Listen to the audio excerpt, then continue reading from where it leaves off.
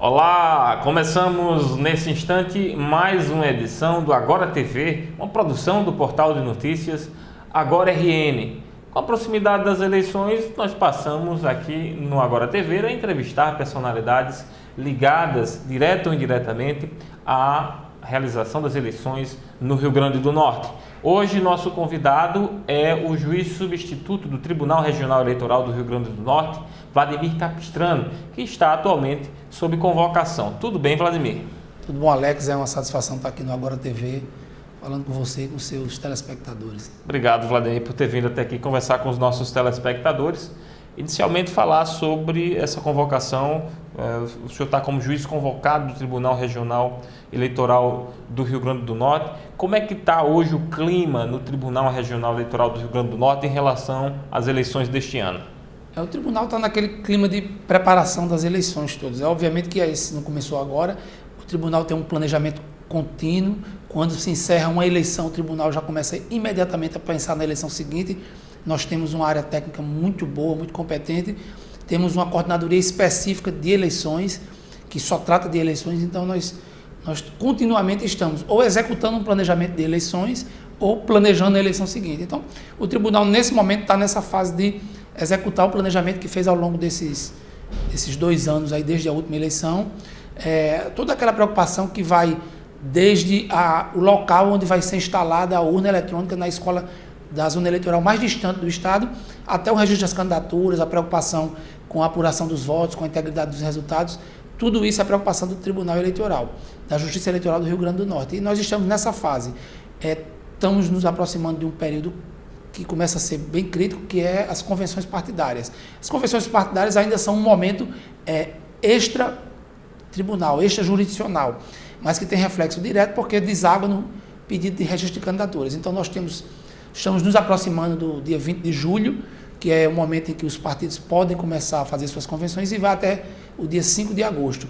E até 15 de agosto, para a apresentação do requerimento de registro de candidatura. A partir desse momento, a Justiça Eleitoral começa a acionar os seus mecanismos aí já para os registros das candidaturas, né? Já é um outro momento, é um momento assim até mais burocrático e jurisdicional, porque é quando se começa a analisar a documentação dos candidatos, a questão da elegibilidade, das causas de inelegibilidade. Nós estamos nesse momento, no momento de execução do planejamento das eleições propriamente, do funcionamento da máquina eleitoral no dia da eleição e na expectativa de começar a receber esses pedidos de registro de candidatura. Pelo calendário eleitoral, nós vamos ter prazos muito, muito apertados. Como você sabe, seus telespectadores com certeza sabem, esse ano o registro de candidatura só ocorre em 15 de agosto. Até a eleição passada era até 5 de julho. Mas os tribunais regionais, a Justiça Eleitoral de primeira instância, os juízes e o Tribunal Regional, ele tem até 20 dias antes da eleição para estar com todos os pedidos de registro de candidatura julgados, analisados. Ou seja, nós reduzimos o prazo inicial, mas mantivemos o prazo final. Então, pelo calendário eleitoral, até o dia 12 de setembro, todos os pedidos de registro de candidatura terão que estar julgados, inclusive em segundo grau, que é o tribunal. É um prazo realmente muito curto, a gente considerando que dia 15 de agosto é quando os partidos apresentam. Então, de 15 de agosto a 12 de setembro, tudo teria que estar julgado. O tribunal, obviamente, vai fazer um esforço. O tribunal, historicamente, o tribunal aqui do Rio Grande do Norte, historicamente, tem cumprido esse prazo e nós vamos fazer um esforço para tentar novamente cumprir esse prazo para até o dia 12 de setembro todos os registros de candidatura estarem julgados, pelo menos pela instância de segundo grau. Você falou aí nas convenções, o prazo das convenções, para que os partidos possam efetivamente participar das convenções e registrar suas candidaturas, eles têm que estar quites com o Tribunal Regional Eleitoral, com a sua inscrição, sobretudo, junto ao tribunal. A informação que nós recebemos é de que alguns partidos estariam com anotações aí defasadas. O senhor confirma e qual é o quadro e o que é que precisa ser feito? É importante que os partidos, inclusive os candidatos que serão os que estão diretamente na linha de frente, mas eles têm que lembrar que na retaguarda tem que haver o partido. E o partido que pretende lançar candidato nas eleições agora de 2016, eles têm que estar com o órgão de direção municipal, já que a eleição é municipal, regularmente constituído perante a Justiça Eleitoral, perante o Tribunal Regional Eleitoral do Rio Grande do Norte. Como é que se dá isso? A instância regional do partido, ela tem que comunicar ao TRE a constituição do órgão municipal, tanto faz ser uma comissão provisória quanto um diretório, mas tem que haver essa comunicação com as informações acerca dos integrantes daquele órgão de direção municipal. Todos os integrantes, do presidente até os membros, e todas as informações pessoais de cada um dos integrantes, mas também as informações do órgão de direção municipal. E aí, Alex, é uma grande preocupação da Justiça Eleitoral, e isso é uma preocupação nacional, inclusive do TSE, é que vários órgãos de direção municipal, em todo o Brasil, e especialmente aqui no Rio Grande do Norte, ainda não informaram à Justiça Eleitoral o número de inscrição desses órgãos municipais no CNPJ, o Cadastro Nacional das Pessoas Jurídicas. E a resolução do TSE, que trata dessa matéria, ela é muito clara, que essa é uma informação obrigatória, até porque os partidos têm que ter conta bancária. Se os partidos têm que ter conta bancária, obviamente que tem que ter inscrição do CNPJ. E a ausência dessa informação leva ao cancelamento da anotação do órgão municipal. O que é que isso significa? Que naquele município onde essa informação não for prestada, regularmente prestada, aquele órgão municipal vai deixar de existir. E se ele não existe, ele não pode ter candidatos. Ou seja, se não houver a correta regularização, a correta e tempestiva regularização desses órgãos partidários municipais, é bem possível que, nesses casos, a Justiça Eleitoral casse o registro daquele órgão de direção municipal e impeça que, naquele município, aquele determinado partido tenha candidatos registrados. O tribunal está fazendo um esforço, está convocando os partidos para que até a data do prazo de início das convenções, até 20 de julho, toda essa situação esteja regularizada. Mas é preocupante e é importante que os dirigentes dos partidos, tanto os dirigentes municipais quanto os dirigentes estaduais, estejam atentos para essa situação e corram para regularizar, para não impedir que um partido deixe de funcionar no município e deixe de ter candidatos, porque, obviamente, que isso é exercício da democracia. Os partidos têm que participar do processo eleitoral, mas, para isso, obviamente, eles têm que estar regularmente constituídos no Tribunal Regional Eleitoral, que é o órgão de controle da atividade partidária no Brasil. Bacana. Então, tem que haver aí uma certa atenção da parte dos partidos políticos. O senhor falou anteriormente sobre o prazo, que vai ser muito curto esse ano, para que haja o julgamento do próprio registro das candidaturas, né?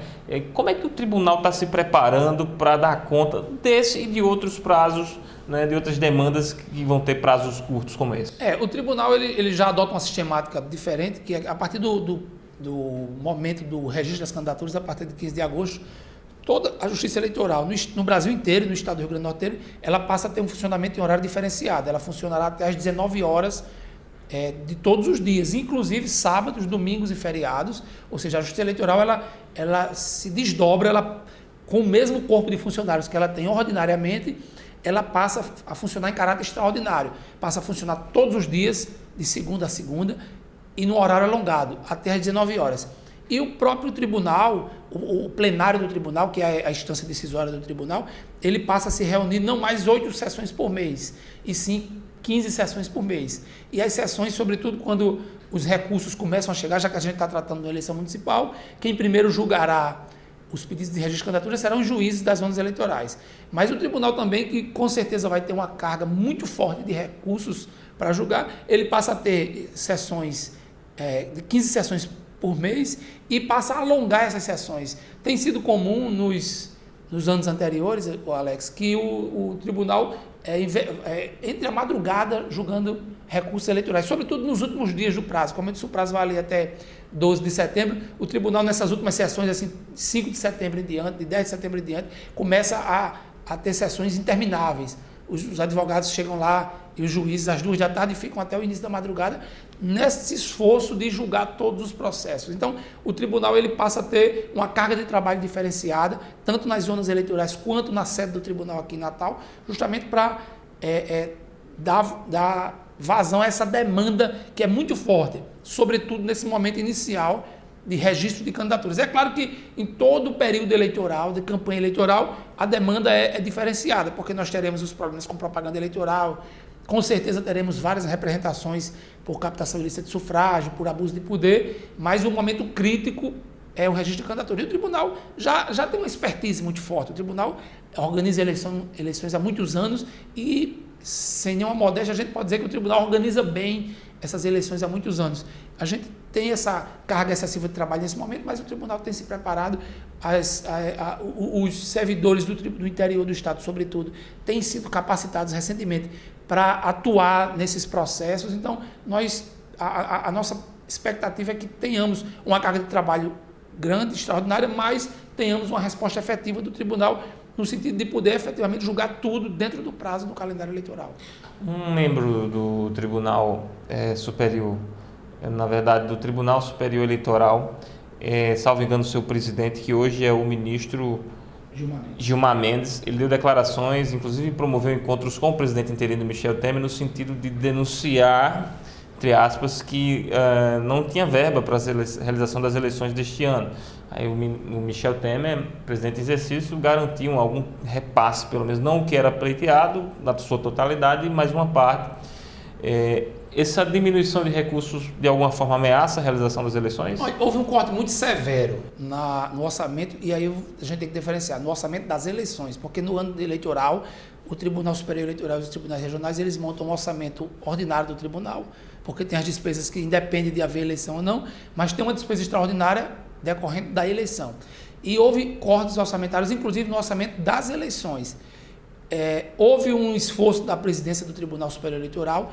Esse esforço começou na presidência do ministro Dias Toffoli e persistiu na presidência do ministro Gilmar Mendes, no sentido de mostrar ao Executivo que as eleições estavam sob risco. E houve sim uma sinalização positiva do Poder Executivo Federal de destinar mais recursos, não os que estavam sendo pleiteados, que esses sim garantiriam com muita segurança a realização do pleito, mais recursos que, na ótica do Tribunal Superior e do colegiado de presidentes de tribunais regionais eleitorais, é suficiente para garantir o sucesso das eleições. Obviamente que vamos ter cortes, mas não são cortes que vão comprometer a segurança das eleições. As urnas, a renovação das urnas está garantida, as urnas de contingência estão garantidas, e a desembargadora Zeneide até falava hoje que assim, nós temos que destinar técnicos para o interior do Estado, sobretudo, porque acontece de dar problema nas urnas no momento da eleição. Houve redução nesse quantitativo, mas vamos sim conseguir garantir que haverá suporte técnico para as urnas eletrônicas. E uma coisa que é importante frisar o tribunal tem sempre primado pela realização de eleições eletrônicas. Nós só substituímos a urna eletrônica por papel no último caso. Temos a urna apresentou defeito, manda-se o técnico, tem urnas de contingência, porque o processo manual ele é muito penoso, tanto para o eleitor quanto para a apuração. E nós temos conseguido, apesar da redução de orçamento, nós temos conseguido garantir a urna eletrônica, garantir a eleição eletrônica. Obviamente que seria mais seguro, mais confortável que tivéssemos mais recursos para poder ter mais segurança na quantidade de pessoas, mas isso não vai atrapalhar o resultado das eleições. Isso o tribunal pode garantir. Os cortes que foram realizados não comprometem a segurança da eleição, não comprometem a garantia de que o voto que vai ser depositado da urna vai ser apurado e vai ser o resultado da eleição. Houve cortes? Houve, mas a gente conseguiu equalizar isso e, de qualquer maneira, houve uma sensibilização do Poder Executivo que diminuiu o tamanho desse corte. Realmente, o primeiro corte era muito drástico. Inclusive, eu não sei se você lembra, o ministro Dias Toffoli, quando era presidente do TSE, chegou a dizer que a eleição eletrônica estava sob risco. Certamente não seria possível realizar a eleição de forma eletrônica. Em seguida a isso, houve uma primeira sensibilização do Poder Executivo e já na gestão do ministro Gilmar Mendes a gente conseguiu recursos que vão dar segurança à eleição eletrônica. Bacana. Então vamos acompanhar e esperando que tudo funcione a contento.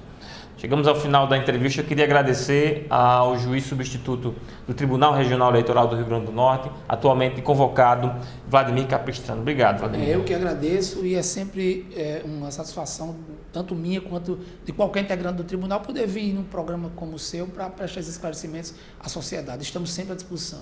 Obrigado, sucesso. Ficamos por aqui, até a próxima.